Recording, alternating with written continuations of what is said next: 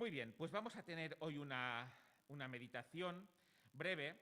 El día 3 vimos lo especial del nacimiento de Jesús, ¿verdad? Cómo Dios había preparado ese nacimiento con profecías para que cuando Jesús llegara, la gente supiera que era alguien especial. Hoy haremos lo mismo, pero al revés. Es decir, veremos el impacto que Jesús tuvo en la sociedad después de que Él vino. Si hubo una preparación importante para Jesús, para que supiéramos que es especial, a la vez tenemos unas consecuencias de su venida también importantes y que nos hacen ver lo especial y lo diferente que Él fue en todo. Entonces, vamos a verlo empezando en unos textos, en un texto concretamente, en 2 a los Corintios, en el capítulo 3 y en el versículo 18, nos dice, lo leo, pero nosotros todos, con el rostro descubierto, contemplando como en un espejo la gloria del Señor, estamos siendo transformados en la misma imagen de gloria en gloria, como por el Señor, el Espíritu.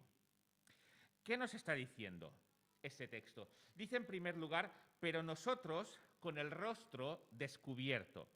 Bueno, si hubiéramos leído antes, veríais por qué nos está poniendo aquí el rostro descubierto. Y es que está haciendo un contraste entre nosotros y Moisés. Moisés iba con el rostro cubierto, lo podéis ver en el versículo 13. ¿Y por qué? Pues porque cuando salieron de Egipto y Moisés hablaba con Dios en el monte Sinaí, no cuando dio los 10 mandamientos, que también, sino posteriormente, cuando fueron dando todas las leyes, Moisés bajaba del monte Sinaí y su rostro resplandecía. Y entonces lo que Moisés hizo para que los israelitas no se fijaran en su gloria, en la gloria del rostro que resplandecía, es que se tapó, llevaba el rostro cubierto. Entonces Moisés puso un velo sobre su rostro para que eso no se fuera lo que se fijaran los israelitas.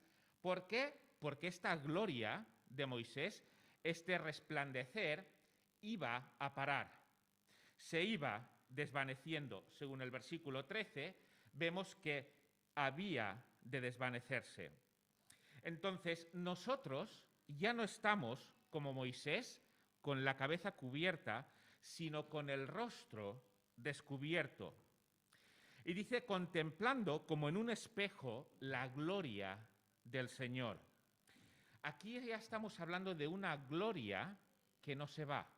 Por eso está haciendo este contraste. De hecho, si miramos el capítulo, está haciendo un contraste entre el antiguo pacto y el nuevo pacto. En el antiguo pacto, cuando Moisés tenía esta gloria se iba desvaneciendo. Iba poco a poco disminuyendo en el rostro de Moisés. Y nosotros ahora estamos contemplando una gloria que no se va a desvanecer, la gloria del Señor. Y dice que la contemplamos en un espejo. Claro, cuando en el siglo XXI nos dicen que lo contemplamos en un espejo, pues nos imaginamos un espejo del siglo XXI, ¿verdad? ¿Y qué es lo que yo veo en un espejo de los de ahora? Pues nos vemos perfectamente.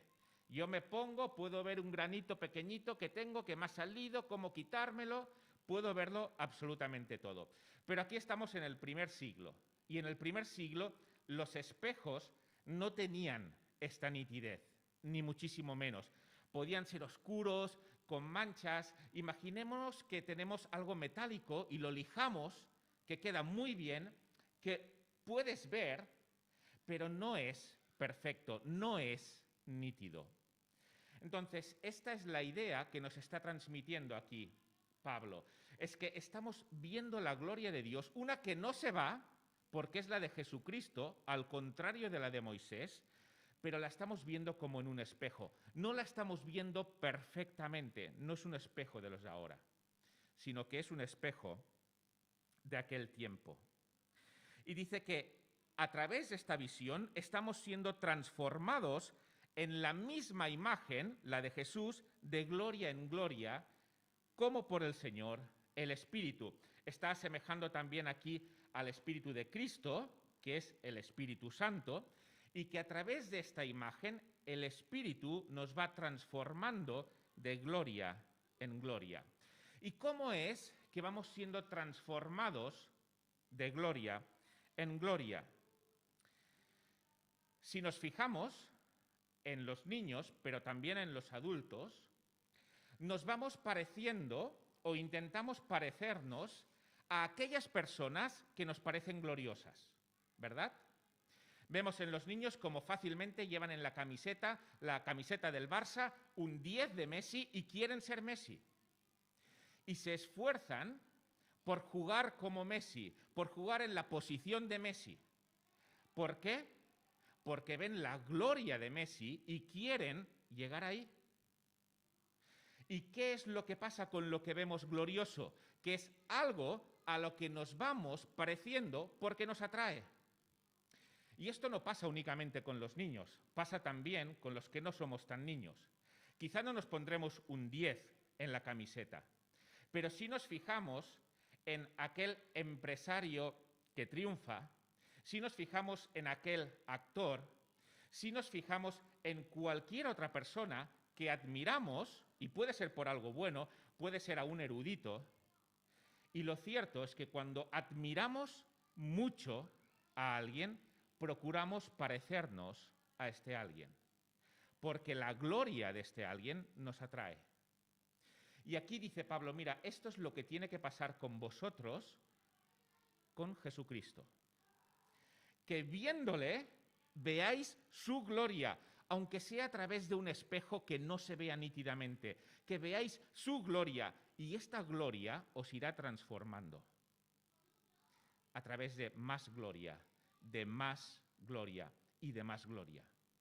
Y cuando la veáis, esta gloria, os transformaréis.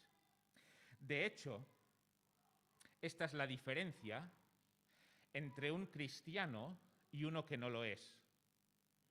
Un no cristiano puede entender perfectamente la historia del Antiguo Testamento y del Nuevo Testamento, y puede entender la simbología de los sacrificios, y puede entender perfectamente que Cristo murió por nosotros, y puede hacer una exégesis de pasajes que nosotros no somos capaces de hacer.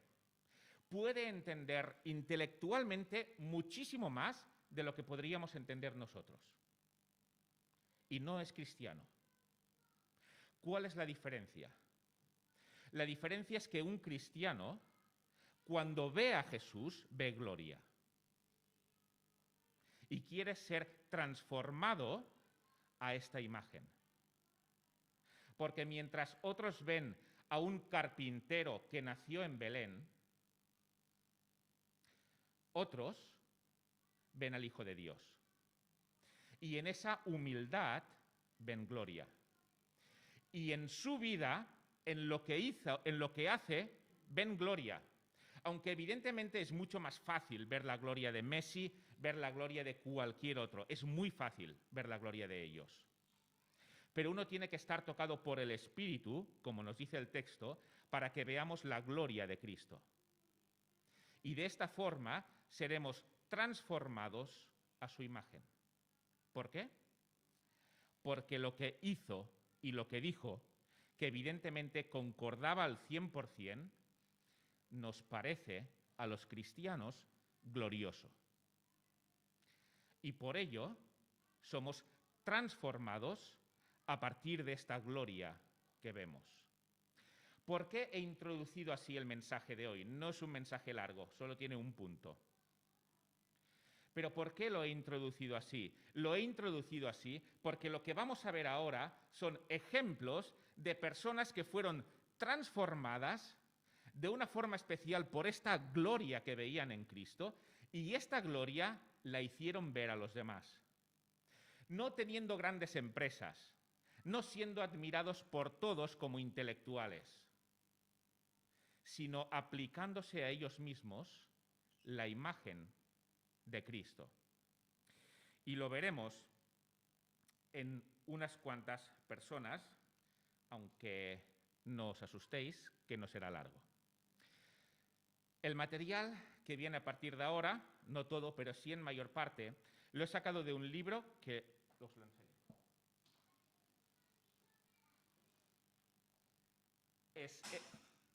Es este libro, os lo recomiendo, es de John Stott, Cristo el Incomparable. Así que buena parte está sacado de este libro. Si nos fijamos en la repercusión que Cristo tuvo en la historia, como dijo una persona anónima, no es exagerado decir que todos los ejércitos que han existido, los barcos que han navegado, todos los parlamentos que han debatido y los reyes que han reinado, puestos juntos, no han afectado tanto nuestra vida en la tierra como la solitaria vida de Jesús. Por eso os hablé al principio de que si la preparación para su venida fue espectacular, también han sido espectaculares sus consecuencias. ¿Cómo puede ser que si juntamos a Alejandro Magno con el sabio que le acompañaba, con Aristóteles, con todos los emperadores, con todos los reyes, con todos los filósofos, cómo puede ser que si los juntamos absolutamente a todos, no lleguen a influenciar a la humanidad lo que la influenció un carpintero de Nazaret? ¿Cómo puede ser? Pues ahora veremos algunos ejemplos de personas que han sido cambiados por esta gloria y que lo han mostrado. En primer lugar, algo que motivó a personas fue la compasión de Jesús. La compasión que él demostró a las personas. En los evangelios lo que observamos es que él sintió compasión por personas por las que nadie sentía compasión. Por personas por las que el propio pueblo judío, a pesar de tener leyes que exigían compasión, no tenían esta compasión. ¿Y qué es lo que vemos en Jesús? Que se ocupa de los hambrientos, vemos que se ocupa de los enlutados, de los ciegos y de manera especial de los enfermos. ¿Cuántos milagros hay en los cuales Jesús sana a un enfermo? Pero fijémonos en una cosa, Jesús no se fue a sanar a los enfermos ricos que se podían pagar todo. Jesús fue a sanar a muchos enfermos que no tenían ninguna posibilidad, que nadie les atendía, que eran pobres. Y Jesús se acercó y les sanó. Y esto lo han observado personas y han actuado de acuerdo a este principio. Nos dice Mateo 4:23, y recorrió Jesús toda Galilea, enseñando en las sinagogas de ellos y predicando el evangelio del reino y sanando toda enfermedad y toda dolencia en el pueblo. Y vemos en hospitales que han sido inspirados, que han sido creados por cristianos, en uno, por ejemplo, en Estados Unidos, el cartel que pone es sanar a veces, aliviar a menudo, consolar siempre. ¿Quién inspira estos principios si no es Jesús? Por supuesto, antes de Jesús podía haber ciertos hospitales. Los budistas, los hindús, los judíos podían tener ciertos hospitales, pero Jesús introdujo algo, una triple motivación que no introdujo ninguno de ellos. ¿Cuál fue? en primer lugar, la parábola del buen samaritano. Por tanto, ocúpate de aquellos que no son tu pueblo, de aquellos a los cuales tu pueblo desprecia. Ocúpate también de aquellos, cosa que no hacía nadie. Pero no únicamente esto, sino que además nos introdujo la regla de oro, que si la buscáis hoy en día en YouTube, ahí está y saldrá. Y hace 2000 años que la dijo Jesús: amarás al prójimo como a ti mismo. Por supuesto podía haber hospitales, pero con estos principios no. De amar al prójimo como tú mismo. Y en tercer lugar, él no solo dijo estas palabras, sino que vivió conforme a estas palabras. Y su ejemplo personal, el ejemplo de Jesús, no fue únicamente el hecho de la regla de oro, de amar a los demás como a ti mismo, sino que él mismo lo practicó. Y esto inspiró a muchos. Supongo que os suena Hipócrates, ¿no? Quizás. Es el padre de la medicina moderna. Alguien realmente admirado y con razón por lo que hizo antes de Jesús. Pero escribe un doctor que Jesús invirtió las responsabilidades habituales de la época. Y él pasó a ocuparse, en primer lugar, de las personas pobres, discapacitados, marginados y estigmatizados.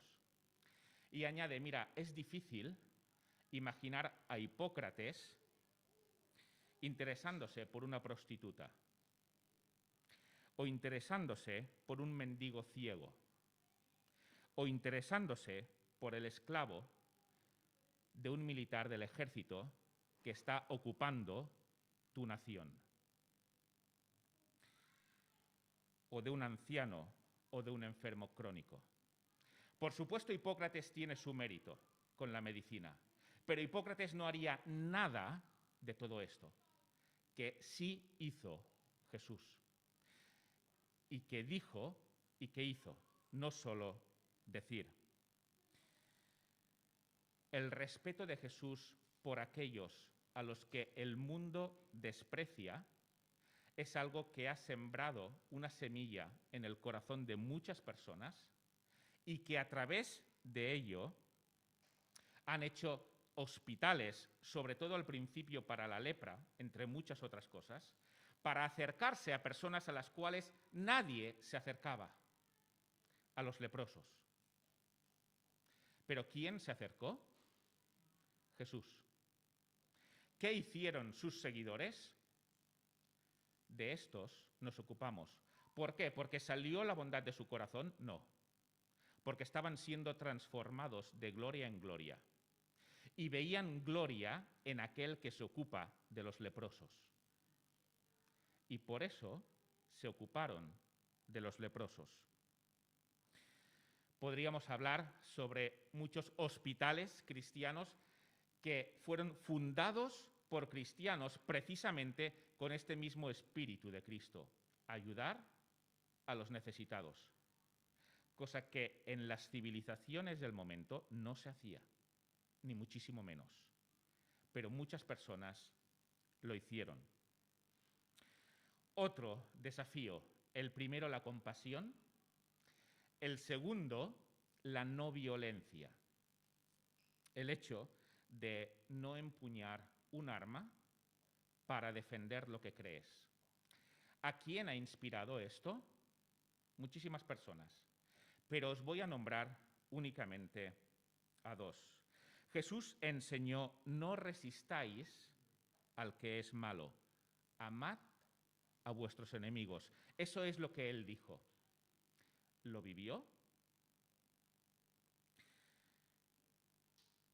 Quien cuando le padecían no respondía con maldición, cuando padecía no amenazaba, sino encomendaba la causa al que juzga justamente. Una cosa es decir que tienes principios y otra cosa es llevar estos principios hasta el final, incluso aunque te cueste la vida. Y eso es lo que Cristo hizo. Porque verbalizar principios no es algo complicado, pero vivir con ellos hasta las últimas consecuencias sí. Y eso es lo que Él hizo. Y Él dijo que amaran a sus enemigos. Y cuando Él estaba en la cruz, lo que dijo delante de sus enemigos es: Padre, perdónalos, porque no saben lo que hacen. Nombró estos principios y vivió según ellos. La vida de Gandhi, que no vamos a repasar, pero como sabéis es de la India, estudió en Londres Derecho, después trabajó en Sudáfrica y volvió a la India, y ahí inició un movimiento pacífico de resistencia al colonialismo inglés, que es el que tenían. Pero ¿quién inspiró a Gandhi para hacer eso? Gandhi, que no fue cristiano, del Sermón del Monte dijo: este sermón es el que me ha hecho amar a Jesús. Un no cristiano. Y a través de una obra cristiana que leyó, él describió su política como verdad y fuerza, y el hecho de intentar vencer a sus oponentes mediante el poder de la verdad y sufriendo voluntariamente, pero no empleando la fuerza. ¿De dónde sacó esto Gandhi? No hay que especular, él mismo lo dijo. Aunque no puedo llamarme cristiano en sentido sectario, dijo, el ejemplo de los sufrimientos de Jesús es un factor esencial de mi inquebrantable fe en la no violencia que gobierna todas mis acciones. Es curioso cómo alguien que no es cristiano llega a admirar a Jesús de esta forma. Y sabemos lo que consiguió, ¿verdad? Lo consiguió. Pero vayamos a otra persona también muy conocida por nosotros, Martin Luther King, de quien hubiéramos tenido que tener una exposición. En uno de sus sermones más elocuentes, titulado Amar a tus enemigos. Este sermón de amar a tus enemigos fue escrito mientras estaba en la cárcel, encarcelado por los que le persiguieron por defender los derechos de los negros. ¿Cómo se puede estar en una cárcel y escribir un sermón en el que llamas a amar a aquellos que te han encarcelado? ¿Es que Martin Luther King tenía esta fuerza?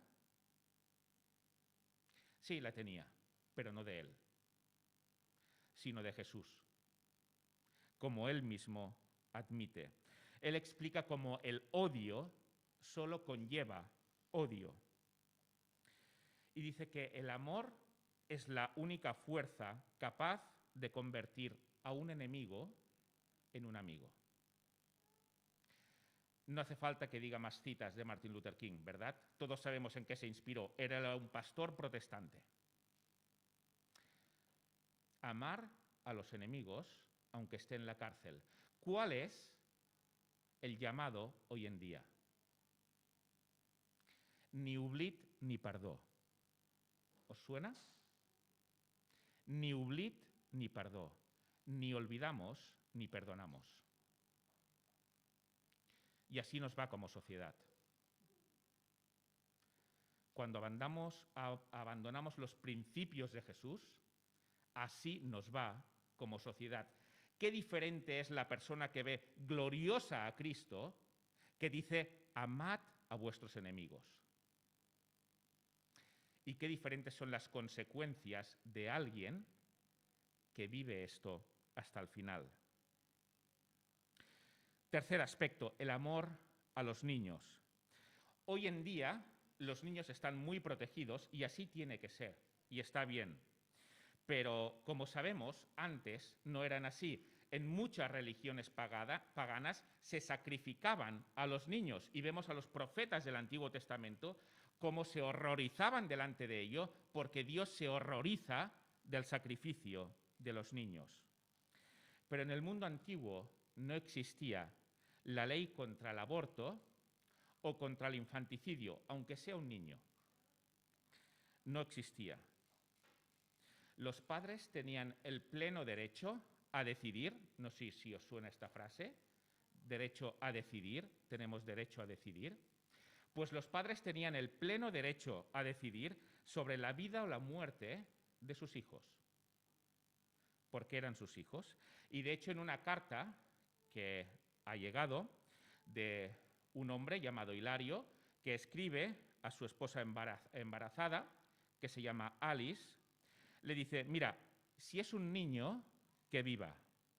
Si es niña, abandónala. Nos parece fuerte, ¿verdad, esto? Pues esto es lo que había. ¿Y qué es lo que dijo Jesús en esta sociedad? Porque en la sociedad griega y en la romana se permitía perfectamente la eliminación o el abandono de los niños no deseados, sin problema. De hecho, era una práctica habitual. Pero los cristianos se opusieron a ello. ¿Por qué? Dejad a los niños venir a mí y no se lo impidáis, porque de ellos es el reino de los cielos. Pero no solo eso, sino ay de aquel que hace tropezar a uno de estos pequeños. Qué diferencia, ¿verdad? ¿Cuándo cambió esto en la sociedad en la que vivía Jesús? ¿Cuándo dejó de permitirse el hecho de matar a los niños, aunque hayan nacido o estén en el vientre de la madre? ¿Cuándo empezaron desde el gobierno a crear orfanatos? Cuando el emperador se convirtió al cristianismo. Antes, uno podía terminar. Si es niña, abandónala. Cuando Constantino se convirtió al cristianismo, creó orfanatos, prohibió el aborto y prohibió matar a los niños. ¿Por qué? Porque vio gloria en aquel que predicaba y que hacía esto. No cambió porque sí. La sociedad, los romanos y los griegos llevaban mucho tiempo practicando eso. Pero Jesús dio un ejemplo totalmente distinto. Y en último lugar, la esclavitud. Qué lacra, ¿verdad? En nuestro mundo. De hecho, es penoso que existiendo el cristianismo durante 1800 años ha habido esclavitud. Pero ¿quién abolió la esclavitud?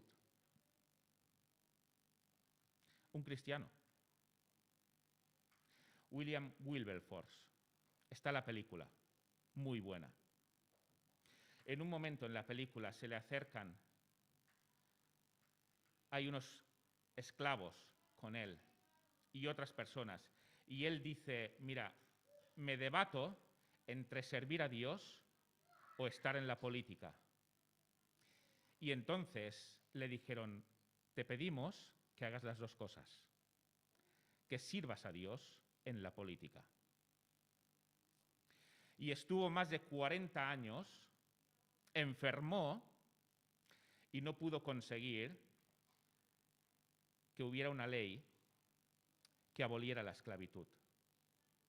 Pero a quien él dejó, el testigo, lo consiguió. Y 3 días antes de que él muriera, se aprobó la ley que abolía la esclavitud. Después de 40 años de lucha. ¿Por qué? Porque si todos los hombres somos creados a imagen de Dios, no hay motivo para que unos se enseñoreen de los otros. ¿Qué es lo que motivó a Wilberforce a estas leyes? Su cristianismo. Podríamos seguir por horas, por días, por semanas, hablando de personas y hablando de la herencia del cristianismo en el mundo, pero no vamos a seguir más. Pero ¿por qué ha habido todos estos cambios? Por personas que han creído en aquel que ha vivido y ha dicho cómo se tiene que vivir y que han sido transformadas según él. Desde luego no todo lo que hay en el cristianismo es bueno, debemos de admitirlo. Y digo expresamente cristianismo, no Cristo, porque el cristianismo ha hecho cosas que no tocaban. La Inquisición, las cruzadas, en muchos aspectos ha sido imperialista a veces a través de misiones, ha hecho cosas que no tocaban y debemos de sentir vergüenza por ellas, no digo que no. Pero lo cierto es que el aporte global del cristianismo a la humanidad, sus luces superan con muchísimo, pero con muchísimo, sus sombras. Las sombras son de aquellos que se han llamado cristianos, pero que no han seguido a Cristo. Estas han sido las sombras, pero por donde quiera que ha pasado el cristianismo, ha dejado una huella positiva. Detrás de los proyectos científicos está el hecho de reconocer que hay un Dios creador, un Dios legislador y que por tanto tiene sentido, es lógico buscar leyes porque alguien las ha puesto y así es como se empezó. Por mucho que ahora digan que la ciencia aleja de Dios, lo cierto es que la ciencia nació de una convicción en que había un creador y un creador que ponía orden y por eso tenía sentido buscar ese orden. Detrás de los procesos democráticos existe la idea de que nuestra dignidad demanda de que seamos gobernados por consenso. Es cierto que la democracia estuvo antes de Jesús en Grecia, de acuerdo, pero no era una democracia donde votaban todos, ni muchísimo menos. Votaban unos seleccionados. Pero Jesús trajo dignidad. ¿De dónde sale la idea de que el poder en una sociedad tiene que estar dividido? De que una persona no puede tener todo el poder. ¿De dónde sale? Sale del cristianismo en el sentido de la depravación humana. Todos somos malos. Por lo tanto, el poder no debe estar en una sola persona. Y si nos fijamos en las constituciones que provienen sobre todo de países protestantes, esto lo tienen súper asumido. En muchos países de origen protestante, por desgracia no es así en los países en los que venció la contrarreforma, los países católicos, donde muchas veces ya les iba bien que el dictador tuviera todo el poder porque les daba poder a él. Pero lo cierto es que bajo este concepto tan asimilado hoy en día está el cristianismo. Debe de haber separación de poderes. Detrás de la Declaración Universal de los Derechos Humanos, ¿en qué se inspira? Se inspira en principios cristianos. Detrás de la preocupación del medio ambiente está el hecho de que debemos de administrar bien lo que Dios nos ha dado.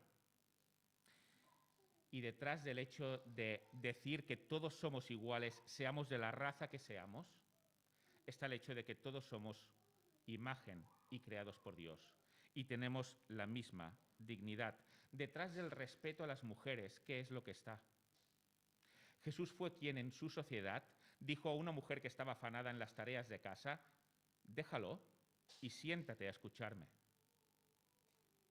cosa que no hubiera dicho absolutamente nadie. Así que si este niño no hubiera nacido, si este Jesús no hubiera venido nunca al mundo, quizá tendríamos elecciones, quizá habría hospitales, quizá habría cosas que tenemos hoy en día. Pero lo cierto es que la mayor parte de principios que han inspirado el bienestar no existirían. En el judaísmo la oración era: te doy gracias, Dios, porque no soy ni gentil, ni animal, ni mujer. Este niño que nació rompió con esto. La mujer es igual que el hombre delante de Dios. Y ya no hay separación entre judíos y gentiles. Así que el hecho del nacimiento de este niño, de este carpintero, cambió la humanidad. Y creo que es algo en lo que debemos de meditar, porque igual que impactó en muchísimas personas que han cambiado su sociedad, puede hacerlo en nosotros. Pues que el Señor nos bendiga. Voy a terminar en oración. Padre, gracias por darnos a Jesucristo, gracias por lo que Él ha hecho, y ayúdanos a ser transformados, a ver su gloria y a desear ser como ellos. En el nombre de tu Hijo. Amén.